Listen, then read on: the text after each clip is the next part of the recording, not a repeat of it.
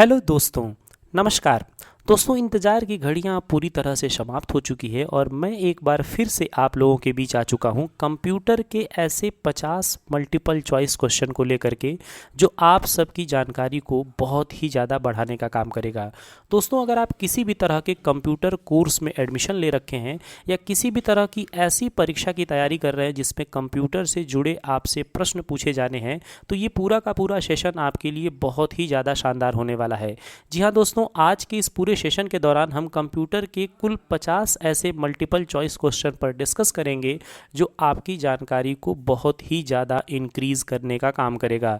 दोस्तों, आज के इस सेशन की दो तीन खास बातें हैं जो वीडियो के बिल्कुल शुरुआत में ही हम आपको बता दें कि आज के इस पूरे सेशन में हमने कंप्यूटर के कुछ बेसिक प्रश्नों के साथ साथ कंप्यूटर के एडवांस लेवल के क्वेश्चंस को भी लिख रखा है जो कि आपकी जानकारी को बहुत ही ज़्यादा बढ़ाने का काम करेगा। साथ ही साथ एक और ख़ास बात आपको बता दें इस सेशन का कि इस पूरे सेशन के दौरान हमने अधिकतर प्रश्नों को हिंदी में लिख रखा है और वो ऐसा इसलिए किया है क्योंकि आप ही लोगों में से कई सारे व्यूवर्स ने हमसे कहा था कि सर, जब हम किसी परीक्षा को देने जाते हैं और वहाँ इंग्लिश के साथ साथ हिंदी में भी अगर कंप्यूटर के प्रश्न लिखे गए होते हैं तो हिंदी के शब्द बड़े कठिन होते हैं और वहाँ समझना हम लोगों के लिए बड़ा जटिल हो जाता है। तो कुछ ऐसा आप वीडियो बनाइए जिसमें कि आप हिंदी में ही उनको समझाने की कोशिश करिए। तो मैं आज वह कोशिश करने वाला हूँ कि आप लोगों को कंप्यूटर के प्रश्नों को मैक्सिमम हिंदी में भी समझाने की कोशिश करूं। और साथ ही साथ एक और ख़ास बात आपको बता दें कि आज के इस सेशन के दौरान हम लोग 50 ऐसे मल्टीपल चॉइस क्वेश्चनों पर डिस्कस करेंगे जो कि ऑपरेटिंग सिस्टम कंप्यूटर के बेसिक पार्ट से रिलेटेड होगा। तो आज का ये सेशन बहुत ही ज़्यादा खास होने वाला है और बिल्कुल यूनिक सेशन होने वाला है। अभी से इसको लाइक कर दीजिए और अपने दोस्तों में शेयर कर लीजिए और बिल्कुल तैयार हो जाइए इन सभी के सभी प्रश्नों का आंसर देने के लिए, क्योंकि आज के इस सेशन में हम चेक करने वाले हैं कि आप लोगों की जानकारी कैसी चल रही है। तो चलिए बिना देर किए शुरू करते हैं आज के इस इम्पॉर्टेंट टॉपिक को। नमस्कार दोस्तों, मैं अभय पांडे सीसीआई एजुकेशन नगरा के इस डिजिटल क्लास में आप सभी का फिर से एक बार स्वागत करता हूं। दोस्तों, जैसा कि मैंने अभी आपको बता दिया कि आज के इस सेशन के दौरान कंप्यूटर के 50 इम्पॉर्टेंट क्वेश्चंस जो है हम आपके लिए लेकर के आए हैं जो मल्टीपल चॉइस क्वेश्चन होंगे। जी हाँ दोस्तों, इन सभी प्रश्नों में आपको 4-4 ऑप्शन मिलेंगे और उनमें से आपको पहचानना है और मुझे लगातार कमेंट करके बताते रहना है कि किस प्रश्न का कौन सा राइट आंसर है। दोस्तों, एक और ख़ास बात आपको बता दें कि आप लोगों के लिए जो यहाँ पर हमारे चैनल पर बहुत ही ज़्यादा ये डिले होकर के वीडियो पड़ा है, ये अब ऐसा होने वाला नहीं है। अब आपको प्रॉपर कंप्यूटर से जुड़े हुए वीडियोस, क्वेश्चन आंसर और साथ ही साथ ट्यूटोरियल वगैरह भी लगातार अब आपको मिलने वाला है। तो बिल्कुल, अगर आप इस चैनल पर नए हैं तो अभी अभी सब्सक्राइब के बटन को प्रेस करके चैनल को सब्सक्राइब करके और बेल आइकन को भी बजा लीजिए और साथ ही साथ इस वीडियो को तो लाइक कर लीजिए और उसके बाद से तैयार हो जाइए सभी प्रश्नों का आंसर करने के लिए। तो चलिए चलते हैं सबसे पहले प्रश्न की तरफ। दोस्तों, जो सबसे पहला प्रश्न हमारा है वो है कंप्यूटर हार्डवेयर जो आंकड़ों के अधिक मात्रा का भंडारण कर सकता है क्या कहलाता है। जी हाँ दोस्तों, ऑप्शन देखिए दिया हुआ है चुंबकीय टेप, डिस्क ए और बी दोनों, या इनमें से कोई नहीं। तो चलिए जल्दी से अपना कमेंट कीजिए और बताइए कि इस पहले प्रश्न का राइट आंसर क्या है। दोस्तों, जो सबसे पहला प्रश्न है इसका राइट आंसर हो जाएगा option number A and B both, यानी कि ऑप्शन नंबर सी जो है बिल्कुल ही सही हो जाएगा। दोस्तों, यहाँ पर जैसा कि मैंने वीडियो की शुरुआत में ही, इस क्लास की शुरुआत में ही मैंने आपको बता दिया कि आज के ज़्यादातर प्रश्नों को हमने पूरी तरह से इंग्लिश में न लिख करके हिंदी में लिखने की कोशिश की है, ताकि आप लोगों को जब हिंदी और इंग्लिश दोनों का कॉम्बिनेशन मिले और कभी कभी हिंदी के भी शब्दों को आपको समझने की ज़रूरत पड़े तो आप आसानी से उन्हें समझ सकें। दोस्तों, जैसा कि ये प्रश्न पूछा गया था, कंप्यूटर हार्डवेयर जो आंकड़ों के अधिक मात्रा का भंडारण कर सकता है, उसमें चुंबकीय टेप भी आ जाएगा और डिस्क भी आ जाएगा। चुंबकीय टेप जिसे हम लोग मैग्नेटिक टेप कहते हैं, तो ये सब आ जाएगा, इसीलिए ऑप्शन नंबर सी जो है यहाँ पर बिल्कुल ही सही हो जाएगा। अब चलते हैं क्वेश्चन नंबर सेकंड पर, जो कि बहुत ख़ास है। दोस्तों, कंप्यूटर हार्डवेयर जो सिलिकॉन का बना होता है आंकड़ों को बहुत अधिक मात्रा भंडारण में रख सकता है क्या कहलाता है। ऑप्शन देखिए दिया हुआ है डिस्क, चिप, मैग्नेटिक टेप या फिर फाइल्स। चलिए जल्दी से पहचानिए कि इन चारों में से राइट आंसर कौन सा है। दोस्तों यहाँ पर जो राइट आंसर होने वाला है वो हो जाएगा ऑप्शन नंबर बी, चिप। दोस्तों जो चिप होता है ये बहुत भारी मात्रा में डाटा को स्टोर करके रखने का काम करता है और ये कंप्यूटर का एक ऐसा हार्डवेयर है जो सिलिकॉन का बना होता है। तो राइट आंसर यहाँ पर चिप हो जाएगा, यानी option B is the right answer. अब चलेंगे नेक्स्ट क्वेश्चन पे, क्वेश्चन नंबर 3। दोस्तों तीसरा प्रश्न है, पेन ड्राइव है। जी हाँ दोस्तों, पेन ड्राइव क्या है? इलेक्ट्रॉनिक मेमोरी, कंप्यूटर में लिखने की युक्ति, चित्र बनाने की युक्ति, या इनमें से कोई नहीं। तो चलिए जल्दी से अपना कमेंट कीजिए और बताइए कि पेन ड्राइव क्या है। दोस्तों यहाँ पर जो राइट आंसर होने वाला है वो हो जाएगा ऑप्शन नंबर ए, इलेक्ट्रॉनिक मेमोरी। दोस्तों बता दें कि पेन ड्राइव जो है यह एक प्रकार की इलेक्ट्रॉनिक मेमोरी है जिसे हम लोग USB thumb drive, data traveller या फिर पेन ड्राइव के नाम से जानते हैं। और यह जो है यूएसबी पोर्ट में लगा करके और इसका प्रयोग किया जाता है। दोस्तों ज़्यादातर आजकल पेन ड्राइव का प्रयोग हम लोग एक डिवाइस से दूसरे डिवाइस में डाटा ट्रांसमिशन करने के लिए यूज़ करते हैं, और या फिर ये कहिए कि डाटा को हम उसमें स्टोर करके और आसानी से कहीं पर भी ले जा सकते हैं अथवा ले आ सकते हैं। इसीलिए इसको डाटा ट्रैवलर भी कहा जाता है। अब चलेंगे हम लोग नेक्स्ट क्वेश्चन की तरफ, क्वेश्चन नंबर 4। दोस्तों क्वेश्चन नंबर 4 है, कैश मेमोरी का प्रयोग किया जाता है। जी हाँ दोस्तों, कैश मेमोरी का प्रयोग क्यों किया जाता है? दोस्तों आपको यहाँ ऑप्शन देखिए मिल गया है, स्थायी भंडारण के लिए, मेमोरी व प्रोसेसर के बीच गति अवरोध को दूर करने के लिए, महत्वपूर्ण डाटा के लिए, या इनमें से कोई नहीं। दोस्तों मैं थोड़ा सा आपको समय दे दूंगा ताकि आप आसानी से प्रश्न को एक बार अथवा 2 बार पढ़ करके समझ लें और उसके बाद आप अपना कमेंट करें। दोस्तों कैश मेमोरी का प्रयोग क्यों किया जाता है? 4 ऑप्शन यहाँ पर दिए गए हैं, बिल्कुल ध्यान से पढ़िए और आंसर बताइए कि इसमें से राइट आंसर कौन सा है। दोस्तों जो कैश मेमोरी होती है वो कंप्यूटर की मेमोरी और प्रोसेसर के बीच में जो डाटा का ट्रांसमिशन होता है उसमें जो भी अवरोध होता है उनको दूर करने के लिए प्रयोग किया जाता है। तो यहाँ पर ऑप्शन नंबर बी जो है क्वेश्चन नंबर 4 का बिल्कुल ही राइट आंसर हो जाएगा। अब चलेंगे हम लोग क्वेश्चन नंबर 5 के तरफ, यानी 5वें प्रश्न के तरफ। दोस्तों 5वां प्रश्न है, कंप्यूटर में एक अनुप्रयोग से दूसरे अनुप्रयोग में सामग्री का अंतरण कहलाता है। दोस्तों अनुप्रयोग यानी एप्लीकेशन होता है और अंतरण को हम लोग इंग्लिश में ट्रांसमिशन कहते हैं। तो यहाँ पर आप ध्यान रखिएगा, कंप्यूटर के एक एप्लीकेशन से दूसरे एप्लीकेशन में किसी डेटा का अगर ट्रांसमिशन करना होगा तो ये क्या कहलाएगा? Dynamic data exchange, dynamic disk exchange, या डाजी डाटा एक्सचेंज, या फिर डॉगमेट्रिक डाटा एक्सचेंज। चलिए जल्दी से अपना कमेंट कीजिए और बताइए कि इसका राइट आंसर क्या है। दोस्तों यहाँ पर जो राइट आंसर होने वाला है वो हो जाएगा ऑप्शन नंबर ए, डायनामिक डाटा एक्सचेंज। दोस्तों जब एक एप्लीकेशन से दूसरे एप्लीकेशन में डाटा का ट्रांसमिशन होता है तो वो data transmission dynamic data exchange के नाम से जाना जाता है। अब चलेंगे हम लोग अपने नेक्स्ट क्वेश्चन की तरफ, क्वेश्चन नंबर 6। दोस्तों पेन ड्राइव है। दोस्तों यहाँ पर पेन ड्राइव से रिलेटेड एक और क्वेश्चन आ चुका है कि पेन ड्राइव क्या है? एक स्थिर द्वितीय भंडारक इकाई, या एक चुंबकीय द्वितीय भंडारक इकाई, या एक हटाई जाने वाली द्वितीय भंडारक इकाई, या इनमें से कोई नहीं। दोस्तों बिल्कुल केयरफुली, बिल्कुल ध्यान से आप ऑप्शन को पढ़िए, क्योंकि ये सभी के सभी प्रश्नों को मैंने शुरू में ही बता दिया कि सब कुछ हिंदी में लिखा हुआ है, तो थोड़ा सा आपको समस्या हो सकता है। तो ध्यान से पढ़िए और उसके बाद इसका राइट आंसर कीजिए।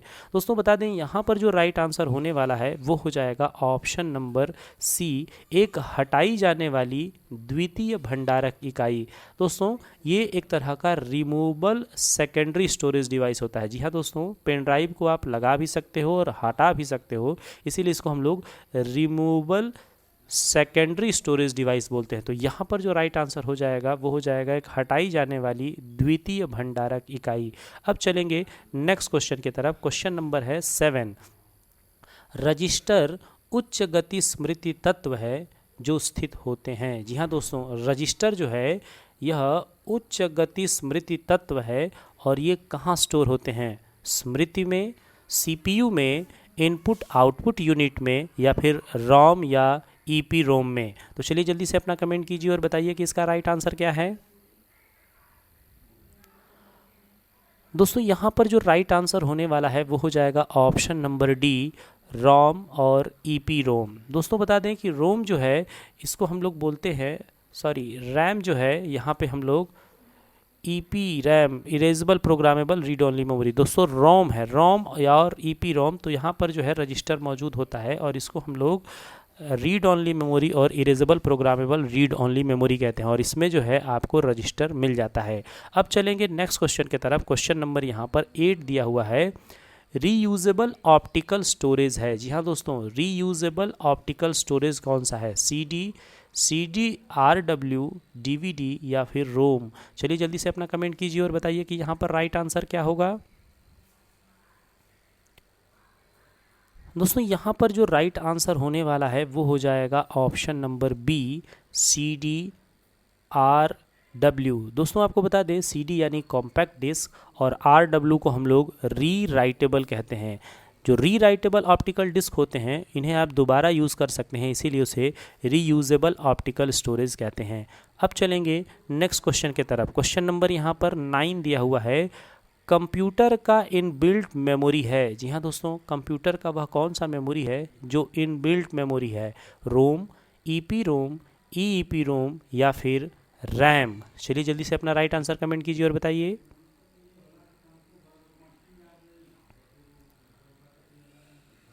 दोस्तों यहाँ पर जो राइट आंसर होने वाला है वो हो जाएगा ऑप्शन नंबर ए, रोम।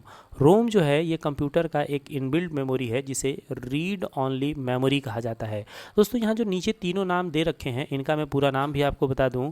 रोम का पूरा नाम रीड ओनली मेमोरी है, ईपी रोम का पूरा नाम है ईपी रोम का erasable programmable read only memory, P ROM को हम लोग बोलते हैं प्रोग्रामेबल रीड ओनली मेमोरी, और रैम का पूरा नाम है रैंडम एक्सेस मेमोरी। तो फुल फॉर्म भी कई बार पूछे जाते हैं, इनको भी आप लोग याद रखिएगा। अब चलते हैं क्वेश्चन नंबर 10 पर, जो कि बहुत ज़्यादा खास है। सीडी पर आप कर सकते हैं। जी हाँ दोस्तों, सीडी पर आप क्या कर सकते हैं, सीडी में डाटा को पढ़ सकते हैं अथवा लिख सकते हैं। पढ़ना और लिखना दोनों कर सकते हैं या इनमें से कोई नहीं। तो चलिए जल्दी से अपना कमेंट कीजिए और बताइए। दोस्तों यहाँ पर जो राइट आंसर होने वाला है वो हो जाएगा ऑप्शन नंबर सी, पढ़ना और लिखना। जी हाँ दोस्तों, सीडी जो है यह एक प्रकार का ऐसा डिस्क है जिस पे आप डाटा को लिख भी सकते हैं और ज़रूरत पड़ने पर आप उन्हें पढ़ भी सकते हैं।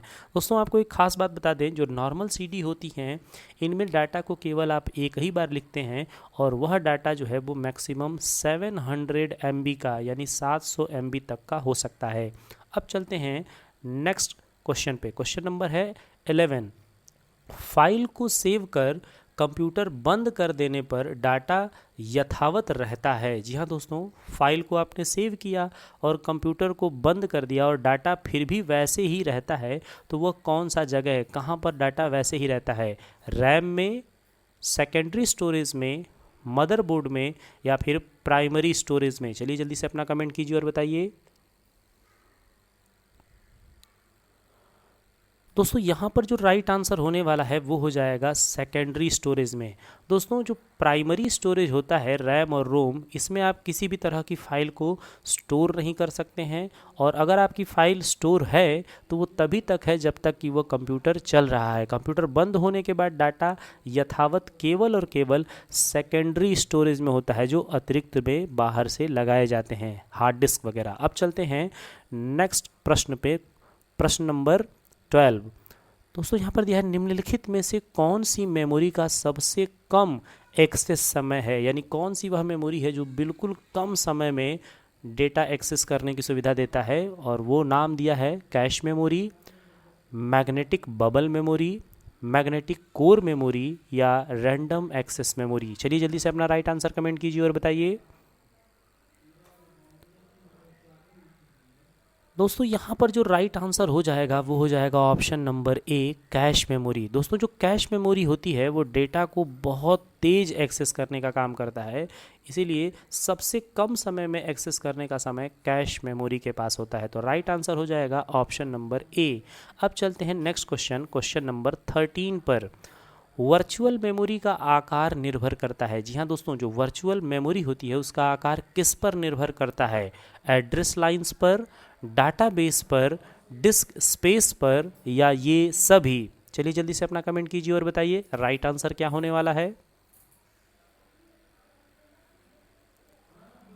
दोस्तों यहाँ पर जो राइट आंसर हो जाएगा वो हो जाएगा डिस्क स्पेस पर। जो डिस्क का स्पेस होगा उसी पर वर्चुअल मेमोरी के साइज डिपेंड होते हैं। तो यहाँ पर जो राइट आंसर होगा ऑप्शन नंबर सी हो जाएगा। अब चलते हैं नेक्स्ट क्वेश्चन पे। क्वेश्चन नंबर है 14। एक डिवाइस जो डाटा और इंस्ट्रक्शन लोकेट करने और उन्हें सीपीयू को उपलब्ध कराने में लगा समय क्या कहलाता है? जी हाँ दोस्तों, एक डिवाइस जो डाटा और इंस्ट्रक्शन लोकेट करने और उन्हें सीपीयू में उपलब्ध कराने में जो समय लगता है उसको क्या बोलते हैं? Clock speed, processing time, CPU speed, या फिर एक्सेस टाइम? चलिए जल्दी से अपना राइट आंसर कमेंट कीजिए और बताइए।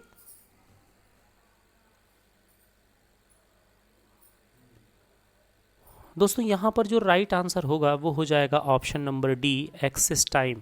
दोस्तों मैं आप सबको ज़रूर कहूँगा कि आप सभी लोग सभी तरह के प्रश्नों का लगातार आंसर देते रहिए और प्रश्नों की संख्या लिख करके उसके बाद डैश लगा के अगर आप अपना आंसर भेजें तो आसानी से समझ में आएगा कि किस प्रश्न का आप राइट आंसर कर रहे हैं।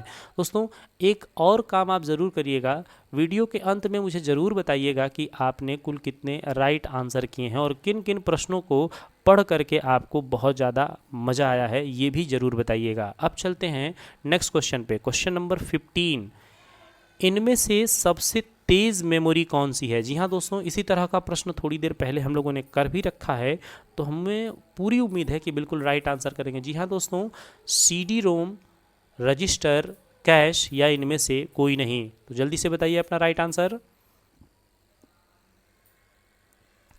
जी हाँ दोस्तों, यहाँ पर जो राइट आंसर होगा वो हो जाएगा कैश मेमोरी। दोस्तों जो कैश मेमोरी होती है वो सबसे फास्टर, सबसे तेज़ मेमोरी कही जाती है और इस मेमोरी की यही सबसे बड़ी खासियत है कि यह किसी भी तरह के डेटा को एक्सेस करने में सबसे कम समय लेता है, इसीलिए इसको सबसे तेज़ मेमोरी कहा जाता है।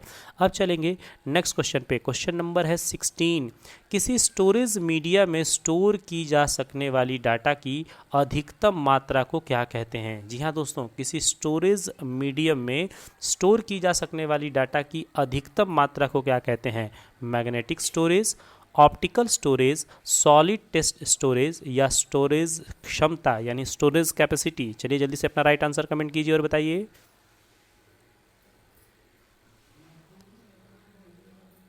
दोस्तों यहाँ पर जो राइट आंसर होगा वो हो जाएगा ऑप्शन नंबर डी, स्टोरेज क्षमता यानी स्टोरेज कैपेसिटी। किस डिवाइस की कितनी स्टोरेज कैपेसिटी है यह बताएगा कि उसमें कितना अधिकतम मात्रा आप स्टोर करके रख सकते हैं। अब चलते हैं नेक्स्ट क्वेश्चन पे। क्वेश्चन नंबर है 17। CDRW का पूरा रूप है? जी हाँ दोस्तों, CDRW का पूरा नाम क्या है? अगर आपने थोड़ी देर पहले ध्यान दिया होगा तो मैंने इसी वीडियो में इसी सेशन के दौरान आपको बता दिया है इसका पूरा नाम। तो चलिए इन चारों के चारों ऑप्शनों को ध्यान से पढ़ लीजिए। Compact drum read write, compact diskette read write, compact disc read only then write, and compact disc rewritable. चलिए जल्दी से अपना राइट आंसर कमेंट कीजिए और बताइए।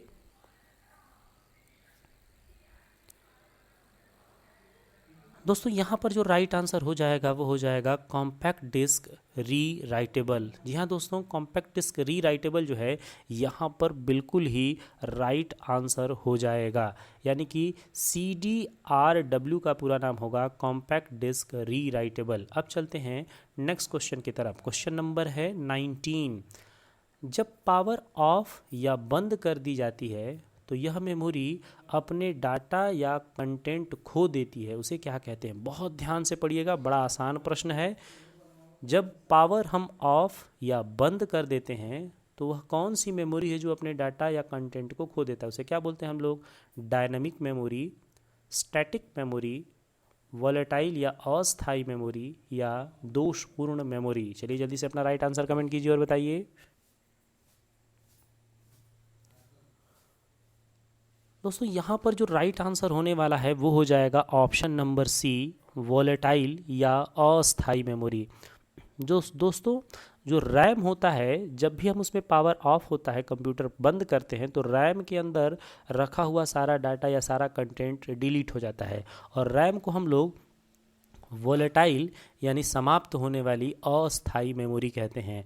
अगर यही प्रश्न ऐसा होता कि पावर ऑफ करने के बाद भी डाटा या कंटेंट जहां उपस्थित रहता है वो कौन सी मेमोरी होती है, तो वह नॉन वोलेटाइल और स्थाई मेमोरी यानी कि रोम होता है। अब चलेंगे नेक्स्ट क्वेश्चन पे। क्वेश्चन नंबर है 19। दोस्तों, वह डाटा जो मेमोरी में निर्माण के समय ही रिकॉर्ड किया गया हो और उसे प्रयुक्ता परिवर्तित या मिटा नहीं सकता, क्या कहलाता है? बहुत ही अच्छा प्रश्न है, बड़ा आसान प्रश्न है, बस आपको ध्यान से केयरफुली एक बार और पढ़ लेता है। वह डाटा जो मेमोरी में निर्माण के समय ही रिकॉर्ड किया गया हो, उसे प्रयुक्ता यानी यूज़र ना तो परिवर्तित कर सकता है और ना ही मिटा सकता है, क्या कहलाता है? केवल मेमोरी, केवल राइट, केवल रन या केवल रीड? तो चलिए जल्दी से इसका राइट आंसर कमेंट कीजिए और बताइए।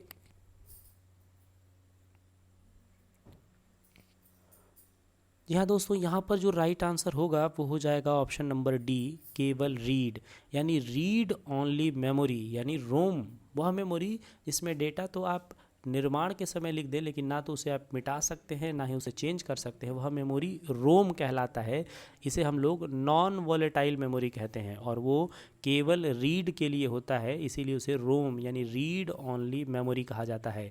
अब चलेंगे क्वेश्चन नंबर 20 पे। दोस्तों, रैम अस्थाई मेमोरी है क्योंकि इसे रीड और राइट दोनों के लिए प्रयोग किया जाता है। इसमें किसी भी लोकेशन को सीधे पढ़ा जा सकता है। इसमें डाटा बनाए रखने के लिए लगातार पावर सप्लाई की ज़रूरत होती है और इनमें से कोई नहीं। तो दोस्तों, यहाँ पर आपको बताना है कि क्वेश्चन नंबर 20 का राइट आंसर क्या है। दोस्तों, आपको बता दें यहाँ पर जो राइट आंसर होगा वो हो जाएगा ऑप्शन नंबर सी, यानी इसमें डाटा को बनाए रखने के लिए लगातार जो है आपको पावर की आवश्यकता होगी। जैसे ही पावर कट होगा तो रैम जो कि अस्थाई मेमोरी है और उसमें से डाटा इरेज हो जाएगा। तो रैम के अंदर अगर डाटा को हमेशा बनाए रखना है तो आपको लगातार पावर सप्लाई देते रहना पड़ेगा। अब चलेंगे नेक्स्ट क्वेश्चन पे। क्वेश्चन नंबर यहाँ पर है 21। जब इसमें बिजली बंद हो जाती है तो भी मेमोरी के डाटा या कंटेंट नष्ट नहीं होते, वह कौन सी मेमोरी है? जब बिजली बंद भी हो जाए और तब भी मेमोरी के डेटा या कंटेंट नष्ट नहीं होते यानी डिलीट नहीं होते, उसे हम क्या बोलते हैं? रोम, ईपी रोम, ईपी रोम या उपयुक्त सभी?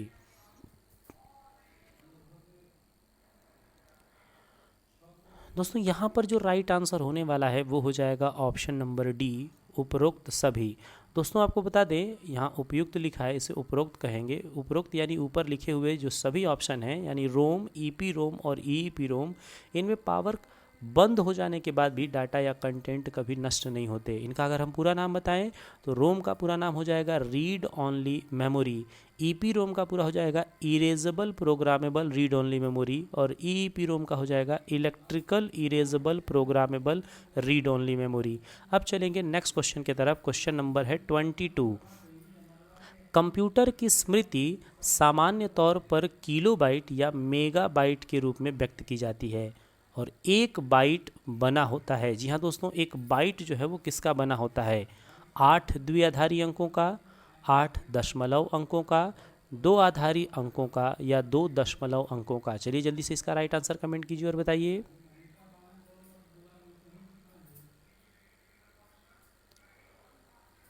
दोस्तों, यहाँ पर जो राइट आंसर है वो हो जाएगा 8 द्विआधारी अंकों का। द्विआधारी अंक यानी बाइनरी अंक। जी हाँ दोस्तों, आपको बता दें द्विआधारी यानी जिसमें आधार का मतलब बेस है और द्वि यानी दो, यानी ऐसी संख्या जिसका बेस 2 हो, ऐसे 8 द्विआधारी अंक यानी 8 बीट का एक बाइट होता है। तो यहाँ पर बिल्कुल राइट आंसर हो जाएगा ऑप्शन नंबर ए। अब चलेंगे नेक्स्ट क्वेश्चन पे। क्वेश्चन नंबर है 23। 1 किलो बाइट बराबर होता है, जी हाँ दोस्तों, 1 किलो बाइट यानी के बी किसके बराबर होता है? 1000 बाइट्स के, 1024 बाइट्स के, 1042 बाइट्स के या 1 किलोग्राम बाइट के? चलिए जल्दी से इसका राइट आंसर कमेंट कीजिए और बताइए। दोस्तों यहाँ पे जो राइट आंसर होगा वो हो जाएगा 1024 बाइट्स। 1024 बाइट्स के 1 किलो बाइट होते हैं और यह जो है मेमोरी के मेज़रमेंट का एक यूनिट है। अब चलेंगे नेक्स्ट क्वेश्चन पे। क्वेश्चन नंबर है 24। कंप्यूटर भाषा में 1 मेगाबाइट में कितने बाइट होते हैं? जी हाँ दोस्तों, एमबी में बाइट पूछा गया है। कंप्यूटर भाषा में 1 एमबी के अंदर कितने बाइट होते हैं? यहाँ पर आप ध्यान से देख लीजिएगा। यहाँ पर जो है 10 लाख बाइट का दिया है, 10,000 बाइट दिया है, 1024,000 बाइट या फिर 1048,576 बाइट। चलिए जल्दी से अपना कमेंट कीजिए और बताइए। दोस्तों यहाँ पर जो राइट आंसर होने वाला है वो हो जाएगा ऑप्शन नंबर डी, 1048,576। दोस्तों 1 एमबी के अंदर सबसे पहले तो 1024 केबी होता है और प्रत्येक एमबी में 1024 केबी होगा, यानी कि यहाँ पर 1 एमबी के अंतर्गत जो बाइट्स की संख्या होगी वो हो जाएगा 1048,576। अब चलेंगे नेक्स्ट क्वेश्चन पे। क्वेश्चन नंबर है 25। 8 बीटों के समूह को कहते हैं? जी हाँ दोस्तों, 8 बीट का जो कलेक्शन होगा वो क्या कहलाएगा? निबल, बाइट, वर्ड यानी शब्द या किलो बाइट? चलिए जल्दी से अपना कमेंट कीजिए और बताइए। दोस्तों यहाँ पर जो राइट आंसर होने वाला है वो हो जाएगा ऑप्शन नंबर बी, बाइट। दोस्तों आपको बता दें कि 8 बीट का जो कलेक्शन होता है वह बाइट कहलाता है। यहाँ पर छोटा सा हम आपको जानकारी दे दें ओरली रूप में, बिल्कुल ध्यान से सुन लीजिए आप। कंप्यूटर की जो सबसे छोटी मेमोरी मेजरमेंट की इकाई होती है वह होता है बीट, और बीट को हम लोग बाइनरी डिजिट कहते हैं। बाइनरी को हिंदी में द्विआधारी अंक कहते हैं, जिसमें कि 0 और 1 अर्थात 0 और 1 ये 2 संख्याएं आती हैं, और जब 8 बीट मिलते हैं तो 1 बाइट बनता है। जबकि एक और ख़ास जानकारी आपको दे दें, अगर यही संख्या 4 बीट होती तो 4 बीट मिल करके एक निबल बनाते हैं और 8 बीट मिल करके एक बाइट बनाते हैं। तो क्वेश्चन नंबर 25 का राइट आंसर ऑप्शन बी हो जाएगा।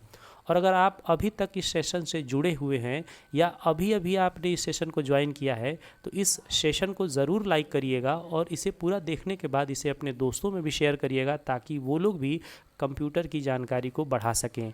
अगर आप पहली बार हमारी चैनल पर आए हुए हैं और इस सेशन को यहाँ तक देखते हुए आ चुके हैं तो रेड कलर के बटन को प्रेस करके चैनल को सब्सक्राइब भी कर लीजिए और बेल आइकन को भी आप सेट कर लीजिए ऑल नोटिफिकेशन पे, ताकि जब भी नया कोई वीडियो अपलोड हो तो सबसे पहले और सबसे सटीक आपको नोटिफिकेशन मिल जाए। अब चलेंगे हम लोग नेक्स्ट क्वेश्चन पे। क्वेश्चन नंबर है 26।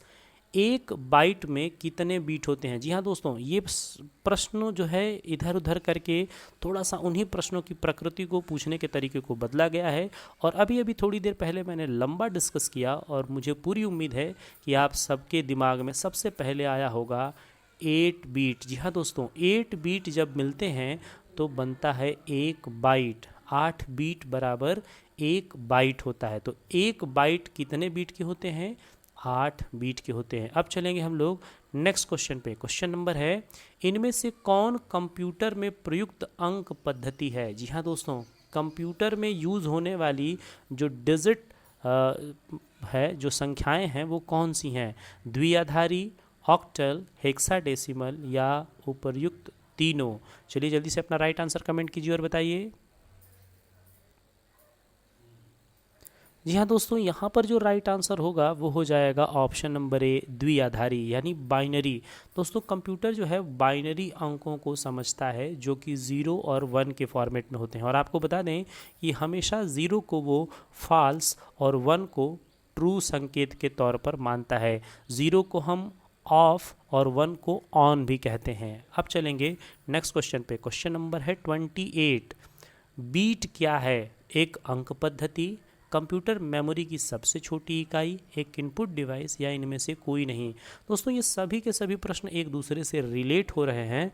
तो आपको बता दें कि कंप्यूटर की जो मेमोरी है उसकी जो सबसे छोटी इकाई है वही बीट कहलाता है। तो यहाँ पर राइट आंसर हो जाएगा option number B, computer memory की सबसे छोटी इकाई जो है वो बीट कहलाती है। अब चलेंगे नेक्स्ट क्वेश्चन पे। क्वेश्चन नंबर यहाँ पर दिया हुआ है 29। कंप्यूटर में शब्द की लंबाई को मापा जाता है? जी हाँ दोस्तों, कंप्यूटर में शब्दों की लंबाई को हम लोग किस में मापते हैं? बाइट, किलोग्राम, मीटर या इनमें से कोई नहीं। दोस्तों आपको बता दें कि यहाँ पर जो राइट आंसर हो जाएगा वो हो जाएगा ऑप्शन नंबर ए, बाइट में। दोस्तों आपको बता दें कि बाइट जो है इसमें ही कंप्यूटर के शब्दों की लंबाई को मापने का काम किया जाता है। तो राइट आंसर हो जाएगा ऑप्शन नंबर ए। अब चलेंगे हम लोग नेक्स्ट क्वेश्चन की तरफ। क्वेश्चन नंबर है 30, यानी 30वें नंबर का प्रश्न है, कंप्यूटर मेमोरी की क्षमता को मापते हैं। कंप्यूटर की मेमोरी जो है इसकी क्षमता को किस में मापा जाता है? बीट में, बाइट में, मीटर में या फिर किलोग्राम में। तो चलिए जल्दी से इसका राइट आंसर कमेंट कीजिए। दोस्तों यहाँ पर जो राइट आंसर होने वाला है वो हो जाएगा बाइट। कंप्यूटर मेमोरी की क्षमता हम हमेशा बाइट में मापते हैं, जबकि सबसे छोटी इकाई बीट होती है। तो बीट और बाइट में आप कंफ्यूज मत होइएगा, जानबूझ करके हमने इस प्रश्न को यहाँ पर लिखा है कि मैक्सिमम लोग जो है यहाँ पर बीट सोचेंगे। आपको बता दें कंप्यूटर मेमोरी की जो क्षमता है इसको मापने के लिए हम लोग बाइट का यूज़ करते हैं, जबकि बीट जो होता है उसकी सबसे छोटी इकाई होती है। अब चलेंगे नेक्स्ट क्वेश्चन की तरफ। क्वेश्चन नंबर 31, विंडोज़ की डिस्प्ले को बड़ा करने के लिए कौन सा बटन यूज़ किया जाता है? यह दोस्तों विंडोज़ की डिस्प्ले अगर आप बड़ा करना चाहते हैं, यानी जो स्क्रीन पर दिखाई दे रहा है उसे अगर आप बड़ा करना चाहते हैं तो किस बटन का आप प्रयोग करेंगे? Scroll box, down size, maximise या मिनिमाइज? तो दोस्तों यहाँ पर जल्दी से कमेंट करके बताइए कि यहाँ राइट आंसर क्या हो जाएगा। दोस्तों आपको बता दें यहाँ राइट आंसर हो जाएगा ऑप्शन नंबर सी, मैक्सिमाइज़। जब आप मैक्सिमाइज़ करते हैं तो आपका विंडो का जो साइज़ होता है वो मैक्सिमम यानी बड़ा हो जाता है। दोस्तों आपको दिखा दें, यहाँ कॉर्नर में आप देख पा रहे होंगे कि यहाँ पर आपको मैक्सिमाइज़ बटन यानी बीच में जो बटन दिया हुआ है ये आपको देखने को मिल जा रहा है। अगर विंडो का आकार छोटा है और उसे आप बड़ा करना चाहते हैं तो यहीं बीच में क्लिक करके और साइज़ को आप मैक्सिमम यानी मैक्सिमाइज़ कर सकते हैं। अब चलेंगे नेक्स्ट क्वेश्चन पे। Question number 32, recycle been option कहाँ पाया जाता है? जी हाँ दोस्तों, जो रिसाइकल बीन ऑप्शन है वो कहाँ पाया जाता है? डेस्कटॉप पे, हार्ड ड्राइव पर, शॉर्टकट मेन्यू पर या प्रॉपर्टीज़ के डायलॉग बॉक्स पे? चलिए जल्दी से अपना कमेंट कीजिए और बताइए। दोस्तों यहाँ पर जो राइट आंसर होने वाला है वो हो जाएगा ऑप्शन नंबर ए, डेस्कटॉप पर। डेस्कटॉप पर ही आपको देखने को मिल जाता है रिसाइकल बीन का आइकन। तो यह जो है बिल्कुल ही राइट आंसर हो जाएगा डेस्कटॉप पर। अब चलेंगे नेक्स्ट क्वेश्चन पे। क्वेश्चन नंबर 33, विंडोज़ 95, विंडोज़ 98 और विंडोज़ NT ये सब क्या है? प्रोसेसर है, डोमेन नाम है, मॉडेम है या फिर ऑपरेटिंग सिस्टम है? चलिए जल्दी से अपना राइट आंसर कमेंट कीजिए और बताइए। दोस्तों यहाँ पे राइट आंसर हो जाएगा ऑपरेटिंग सिस्टम। दोस्तों विंडोज़ 95, 98 और NT ये तीनों के तीनों जो है विंडोज़ ऑपरेटिंग सिस्टम के पार्ट हैं, यानी कि ये तीनों के तीनों जो है वो विंडोज़ OS के वर्ज़न हैं। और एक ख़ास जानकारी आपको दे दें कि NT का पूरा नाम न्यू टेक्नोलॉजी है। जी हाँ दोस्तों, NT का पूरा नाम न्यू टेक्नोलॉजी है। अब चलेंगे नेक्स्ट क्वेश्चन पे। क्वेश्चन नंबर यहाँ पर है 34, कॉपी कमांड द्वारा सेव की हुई फाइल अस्थायी रूप से कहाँ सेव होता है? जी हाँ दोस्तों, अगर आप किसी डेटा को, किसी फाइल को कॉपी करते हैं तो वो कॉपी होने के बाद अस्थायी रूप से यानी परमानेंट नहीं, अस्थायी रूप से कहाँ सेव होता है? क्लिपबोर्ड में, प्रिंटर में, पेस्ट में या ऑब्जेक्ट में? चलिए जल्दी से अपना राइट आंसर कमेंट कीजिए और बताइए। दोस्तों यहाँ पर जो राइट आंसर होगा वो हो जाएगा ऑप्शन नंबर ए, क्लिपबोर्ड। दोस्तों क्लिपबोर्ड में वह डेटा जो है वो स्टोर रहता है, वो भी अस्थायी रूप में। जितने भी डेटा आप कॉपी करते जाएंगे वो सभी के सभी डेटा क्लिपबोर्ड में जा कर के स्टोर रहते हैं और जब भी आपको ज़रूरत लगे आप आसानी के साथ उनका यूज़ कर सकते हैं। अब चलेंगे नेक्स्ट क्वेश्चन पे। क्वेश्चन नंबर यहाँ पर दिया हुआ है 35, हार्ड डिस्क से डिलीट की गई फाइलें कहाँ सेव हो जाती हैं? जी हाँ दोस्तों, अगर हार्ड डिस्क के आपने किसी फाइल को डिलीट कर दिया तो वो फाइलें कहाँ सेव हो जाती हैं? रिसाइकल बिन में, फ्लॉपी डिस्क में, मदरबोर्ड पर या फिर क्लिपबोर्ड पर? चलिए जल्दी से अपना राइट आंसर कमेंट कीजिए और बताइए। दोस्तों यहाँ पर जो राइट आंसर होगा वो हो जाएगा option number A, recycle been. Recycle been पर जो भी फाइलें डिलीट होती हैं हार्ड डिस्क से, वह सभी फाइलें जा करके रिसाइकल बीन में स्टोर हो जाती हैं। तो option A is the right answer. अब चलेंगे नेक्स्ट क्वेश्चन पे 37 यानी 36। दोस्तों 36 नंबर का प्रश्न है, विंडोज़ डेस्कटॉप पर किसके द्वारा विभिन्न एप्लीकेशन और डॉक्यूमेंट दर्शाए जाते हैं। जी हाँ दोस्तों, विंडोज़ डेस्कटॉप पर किसके द्वारा विभिन्न एप्लीकेशन और डॉक्यूमेंट दर्शाए जाते हैं। फाइल्स के द्वारा, लेवल के द्वारा, ग्राफ के द्वारा या फिर आइकन के द्वारा। चलिए जल्दी से अपना कमेंट कीजिए और बताइए। दोस्तों यहाँ पर जो राइट आंसर होगा वो हो जाएगा ऑप्शन नंबर डी, आइकन द्वारा। दोस्तों आइकन के द्वारा जो है विभिन्न प्रकार के एप्लीकेशन और डॉक्यूमेंट जो है वो डेस्कटॉप पर दर्शाए जाते हैं। अब चलेंगे क्वेश्चन नंबर 37 पर, स्क्रीन के बैकग्राउंड को किस नाम से जाना जाता है। जी हाँ दोस्तों, जो स्क्रीन पर आपके मॉनिटर स्क्रीन पर दिखाई देता है, उसका जो बैकग्राउंड होता है उसे हम लोग किस नाम से जानते हैं। एप्लीकेशन, विंडो, डेस्कटॉप या फिर फ्रेम। चलिए जल्दी से अपना राइट आंसर कमेंट कीजिए और बताइए।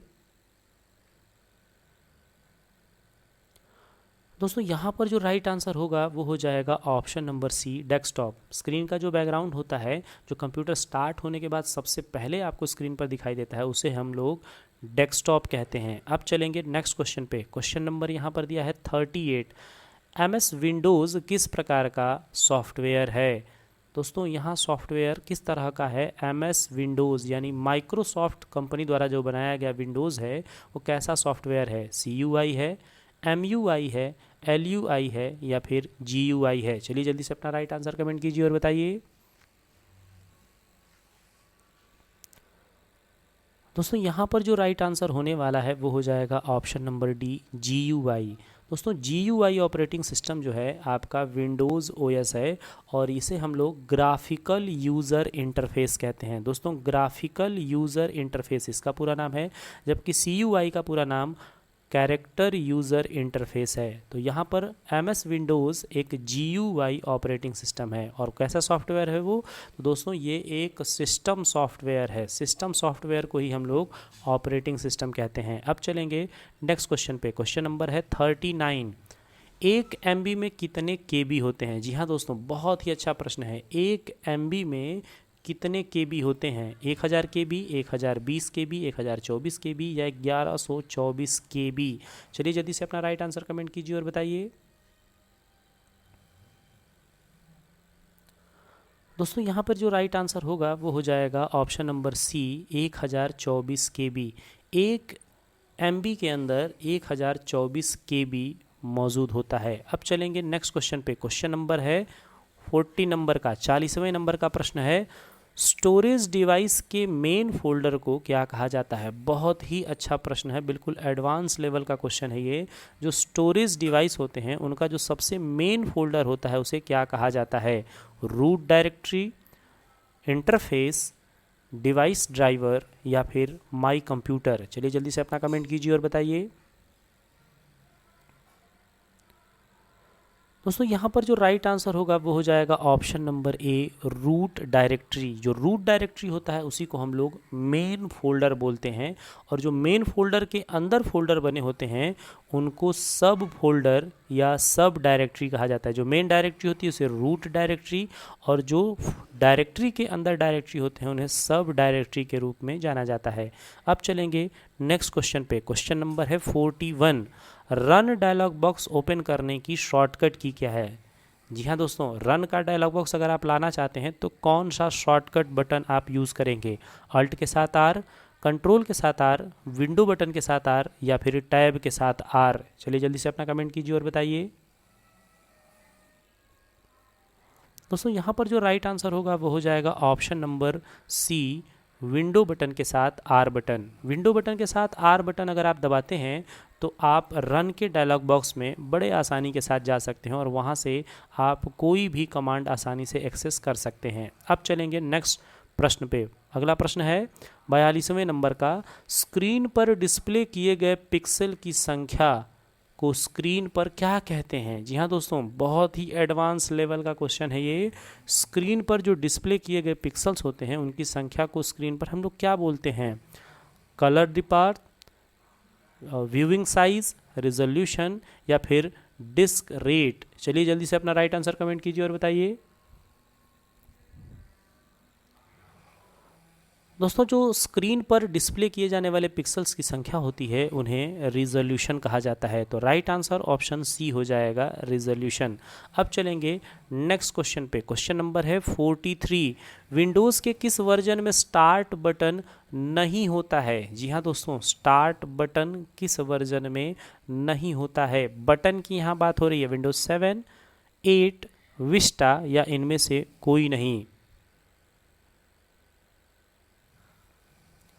दोस्तों यहाँ पर जो राइट आंसर होगा वो हो जाएगा इनमें से कोई नहीं। विंडोज़ के विस्टा 8, 7 इन सब जगहों पे स्टार्ट बटन और स्टार्ट बटन के लोगो तो आपको दिखाई देते हैं, जबकि 95 के पहले जो भी वर्ज़न आते थे उनमें आपको स्टार्ट बटन नहीं मिलता था। तो यहाँ पर राइट आंसर हो जाएगा इनमें से कोई नहीं। अब चलेंगे नेक्स्ट। किसी फाइल या फोल्डर की साइज़ को पता करने के लिए किस ऑप्शन का प्रयोग किया जाता है? जी हाँ दोस्तों, किसी फाइल में अथवा फोल्डर में उसकी वास्तविक साइज़ क्या है इसका पता आप कैसे लगाएंगे? रीनेम से, एडिट से, प्रॉपर्टीज से या फिर कस्टमाइज से? चलिए जल्दी से अपना राइट आंसर कमेंट कीजिए और बताइए। दोस्तों यहाँ पर जो राइट आंसर होगा वो हो जाएगा ऑप्शन नंबर सी, प्रॉपर्टीज़। दोस्तों प्रॉपर्टीज़ जो है इससे आप आसानी से पता लगा सकते हैं कि किसी फाइल अथवा फोल्डर का वास्तविक साइज़ क्या है और उस फाइल फोल्डर को कब क्रिएट किया गया है। अब चलेंगे नेक्स्ट क्वेश्चन पे। क्वेश्चन नंबर है 45। किसी फाइल को रिसाइकल बीन में भेजे बिना डिलीट करने की शॉर्टकट की क्या है? जी हाँ दोस्तों, अगर आप चाहते हैं कि कोई फाइल आप डिलीट करें और वह रिसाइकल बीन में ना जाए तो कौन सा शॉर्टकट यूज़ करेंगे? शिफ्ट के साथ डेल करेंगे, कंट्रोल के साथ, अल्ट के साथ या कंट्रोल अल्ट के साथ डेल करेंगे? चलिए जल्दी से अपना राइट आंसर कमेंट कीजिए।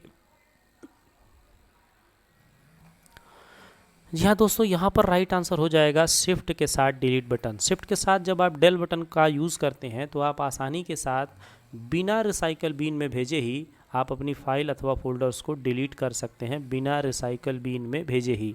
अब चलेंगे नेक्स्ट क्वेश्चन पे। क्वेश्चन नंबर यहाँ पर है 46 नंबर का। किसी विंडो के टाइटल बार के मैक्सिमाइज ऑप्शन पर क्लिक करने पर विंडो कैसा हो जाएगा? जी हाँ दोस्तों, प्रश्न बहुत ध्यान से पढ़िएगा, कन्फ्यूज़न वाला क्वेश्चन है। किसी विंडो के टाइटल बार के मैक्सिमाइज ऑप्शन पर क्लिक करने पर विंडोज़ कैसा हो जाएगा? क्लोज हो जाएगा, मिनिमाइज हो जाएगा, रीस्टोर हो जाएगा या फुल स्क्रीन हो जाएगा? चलिए जल्दी से अपना राइट आंसर कमेंट कीजिए और बताइए।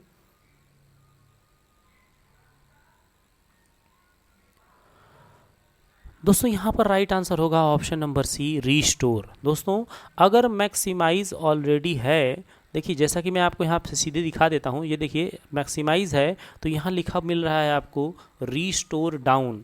दोस्तों अगर मैक्सिमाइज है तो रीस्टोर डाउन मिलेगा, और अगर रीस्टोर होगा तो मैक्सिमाइज ऑप्शन आपको वही ऑप्शन मैक्सिमाइज के नाम से मिलेगा। तो राइट आंसर यहाँ पर हो जाएगा ऑप्शन नंबर सी। अब चलेंगे 47 नंबर के क्वेश्चन पे। विंडोज़ ऑपरेटिंग सिस्टम किस कंपनी ने बनाया है? जी हाँ दोस्तों, विंडोज़ ऑपरेटिंग सिस्टम को किस कंपनी ने बनाया है? IBM, माइक्रोसॉफ्ट, सन या फिर गूगल? चलिए जल्दी से अपना राइट आंसर कमेंट कीजिए और बताइए। दोस्तों यहाँ पर जो राइट आंसर होगा वो हो जाएगा माइक्रोसॉफ्ट। दोस्तों माइक्रोसॉफ्ट कंपनी ने ही विंडोज़ नाम का OS बनाने का काम किया है। OS यानी ऑपरेटिंग सिस्टम। तो right answer option number B. अब चलेंगे नेक्स्ट क्वेश्चन पे। क्वेश्चन नंबर है 48। स्टार्ट बटन किस बार में होता है? जी हाँ दोस्तों, जो स्टार्ट बटन होता है कंप्यूटर के अंदर वो किस बार में होता है? टाइटल बार में, टास्क बार में, टास्क पेन में या फिर टूल बार में? चलिए जल्दी से अपना राइट आंसर कमेंट कीजिए और बताइए। दोस्तों यहाँ पर जो राइट आंसर होगा वो हो जाएगा option number B, task bar. दोस्तों टास्क बार पर जो है आपको स्टार्ट बटन देखने को मिल जाता है, और टास्क बार के लेफ्ट साइड में आपको यह स्टार्ट बटन देखने को मिल जाता है। अब चलेंगे क्वेश्चन नंबर 49 पर। 49वें नंबर का प्रश्न है, बाय डिफ़ॉल्ट कोई फाइल निम्न में से किस लोकेशन में जाकर सेव होती है? जी हाँ दोस्तों, अगर आप किसी फाइल को सेव करते हैं तो बाय डिफ़ॉल्ट वो कहाँ जाके सेव होगा? माई कंप्यूटर में, माई पिक्चर में, माई डॉक्यूमेंट में या फिर डेस्कटॉप पर? चलिए जल्दी से अपना राइट आंसर कमेंट कीजिए और बताइए। दोस्तों यहाँ पर जो राइट आंसर है वो हो जाएगा option number C, my document. तो option C is the right answer. दोस्तों अगर आप किसी भी तरह के कंप्यूटर से जुड़े हुए परीक्षा की तैयारी कर रहे हैं तो हमारे चैनल पर आप प्लेलिस्ट पे जा कर के विज़िट करिएगा और आप वहाँ देखेंगे कि कंप्यूटर के multiple choice question, liner question, बहुत ढेर सारे प्रश्नों का कलेक्शन जो है ऑलरेडी हमने अपने इस चैनल पर दे रखा है। आप उनमें से उन सभी पुराने वीडियोस को देख करके और अपनी जानकारी को बहुत ही ज़्यादा बढ़ा सकते हैं। साथ ही साथ अब मैं आपको पूरा विश्वास दिला दूं कि अब हम लोग लगातार ऐसे वीडियो जो है आपके लिए ले आते रहेंगे जिससे कंप्यूटर की जानकारी आपकी बढ़ते रहे। साथ ही साथ अब हम लोग अलग अलग एप्लीकेशंस के ट्यूटोरियल से रिलेटेड भी वीडियोज़ और उनकी कुछ स्पेशल ट्रिक और टिप्स वगैरह भी आप लोगों के लिए लगातार ले आते रहेंगे।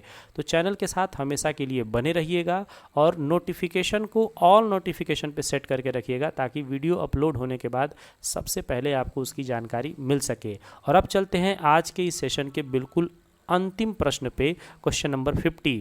किसी फाइल को रीनेम करने की शॉर्टकट की क्या है? जी हाँ दोस्तों, अगर किसी फाइल का नाम आपको बदलना है या किसी फोल्डर का आपको नाम बदलना है तो कौन सा शॉर्टकट आप इस्तेमाल करने वाले हैं? F1, F3, F2 या फिर F5? चलिए जल्दी से अपना कमेंट कीजिए और बताइए।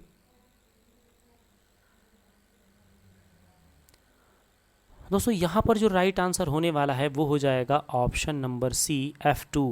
दोस्तों F2 जो है वो रीनेम का शॉर्टकट होता है, जबकि F1 जो है ये हेल्प का शॉर्टकट होता है। तो ये रहा आज के इस पूरे सेशन का 50 प्रश्न।